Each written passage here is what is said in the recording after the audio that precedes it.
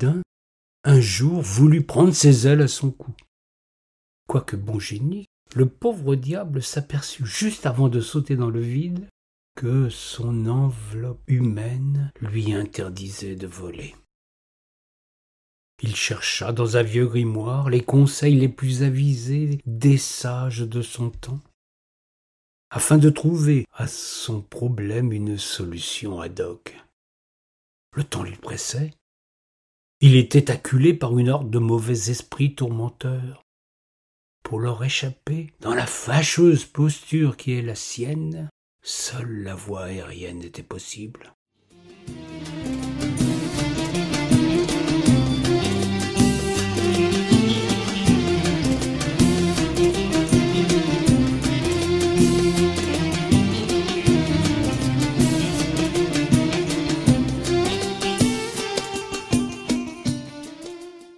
La première suggestion ne manquait pas de pertinence. Le livre évoquait la possibilité de se lier d'amitié avec un oiseau et de louer ses services. Il était question d'une oie ou d'un aigle, deux voiliers susceptibles de l'emmener sur leur dos pour sortir de ce guêpier dans lequel il s'était fourré.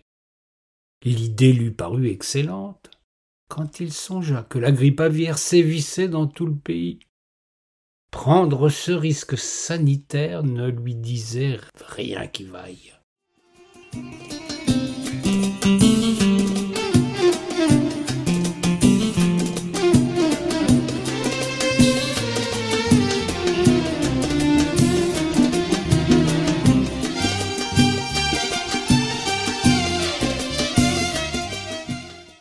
Il tourna la page à la recherche d'une autre possibilité.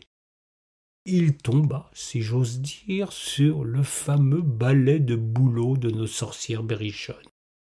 Rechercher du boulot à son âge ne semblait guère raisonnable. Il se sentait las. Cependant, s'il trouvait dans l'instant un bon balai, il serait d'attaque pour tenir le manche. Il s'enquit de la chose autour de lui. Hélas, le boulot n'aime guère les pays chauds. Il tombait de haut. Sa quête semblait vaine.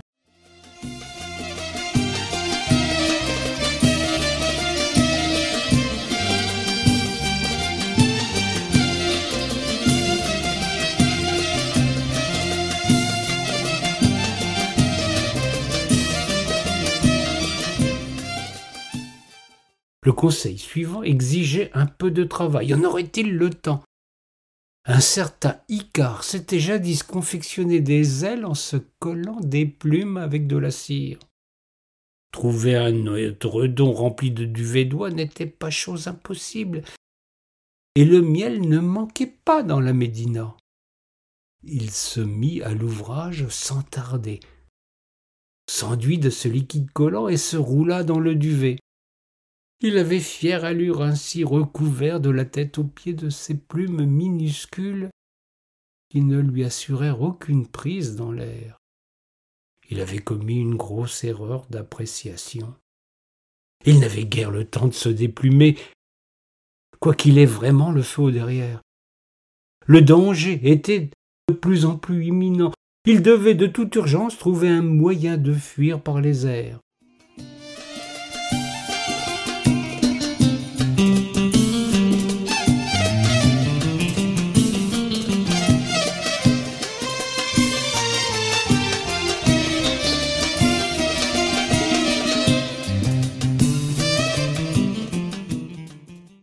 Il plongea dans son grimoire pour y découvrir que, selon son auteur, le tapis, pourvu qu'il fût perçant et fabriqué à la main dans une lerne vierge, était un excellent mode de propulsion aérien.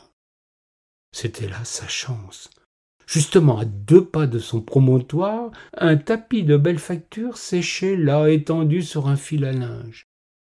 Il s'en saisit. Par chance, il était presque sec.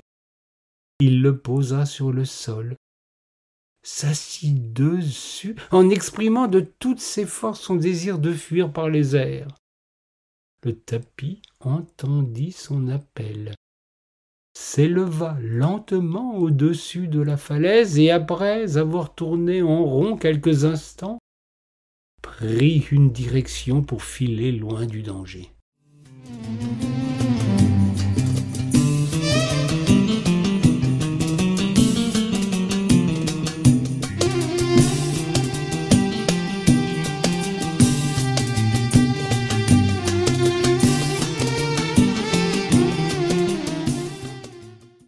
Aladin n'avait jamais été aussi heureux. Non seulement il échappait à ce terrifiant danger qui fondait sur lui, mais qui plus est, il était subjugué par la beauté d'un paysage vu du ciel, grisé par le sentiment de toute puissance qui émanait de ce moyen de transport. Il envisageait même, puisque désormais il pouvait aller où bon lui semble, se rendre aux Émirats unis pour y fonder une compagnie aérienne spécialisée dans le tapis persan.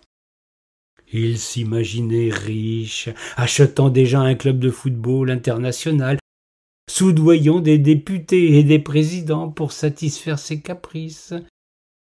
Il se devinait en maître du monde, construisant des palaces et des tours gigantesques. Aladin était pris du terrible vertige de l'altitude.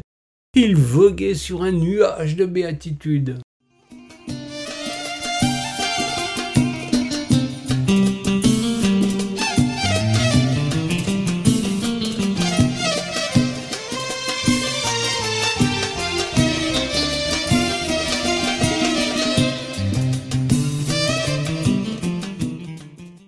Soudain le tapis connut des hoquets et des soubresauts. Son vol connut de grosses turbulences. Aladin en eut des hauts-le-cœur, des nausées. Puis ce fut le drame, une vrille, en chute libre. En bon persan qu'il était, son tapis chut par la faute d'un formidable trou d'air. Ce fut là la fin de ses espoirs de grandeur et de son existence.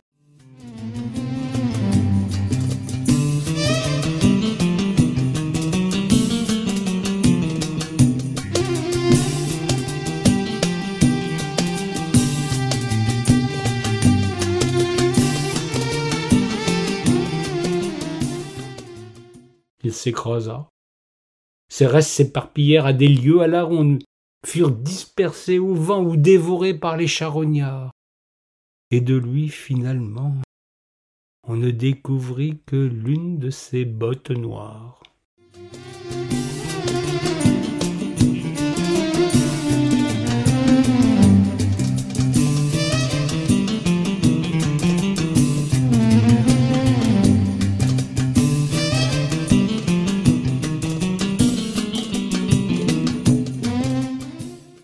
De cette triste aventure, il faut retenir qu'il est indispensable de regarder la provenance de son tapis quand on veut se lancer dans pareille expédition.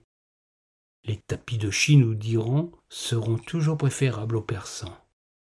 Quant aux rêves de richesse, ils plombent souvent vos espérances.